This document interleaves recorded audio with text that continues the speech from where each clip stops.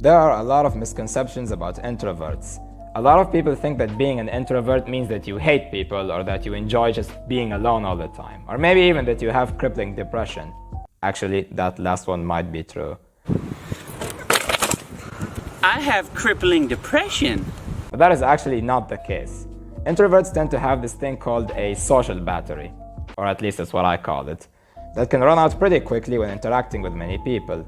Think of it as a phone charger. Once an introvert hangs out, their social battery needs recharging, and so they need some time alone. Introverts can be awkward around people due to the fact that, well, on average, they tend to spend more time alone than extroverts. But that's not always the case though, as there are a lot of actors and comedians who are introverts that spend most of their time practicing their craft. With the rise of social media, knowledge about introverts has spread more and more, and it makes me really happy, but I feel like extroverts aren't getting talked about enough. Probably because they're too busy getting talked about in real life. But there are misconceptions surrounding extroverts as well.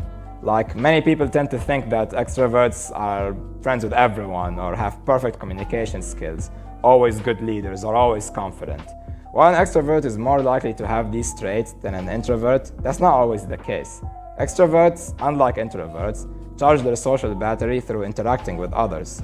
They enjoy being around others and tend to do more and think less. They tend to do things and think about the repercussions later.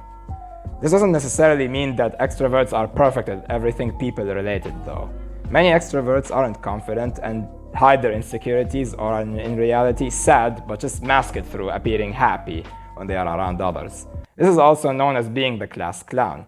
Don't worry, class clowns, I see you. There is also what is known as an ambivert, which is, well, a mixture of both. Ultimately, there is no introvert that just sits at home and never goes out, or an extrovert that just stops or keeps interacting with people all the time non-stop. Most people fall within a certain percentage of being an introvert or an extrovert. Introverts enjoy doing extroverted things and vice versa. Now, if you excuse me, I have to go and sit in a dark room all by myself.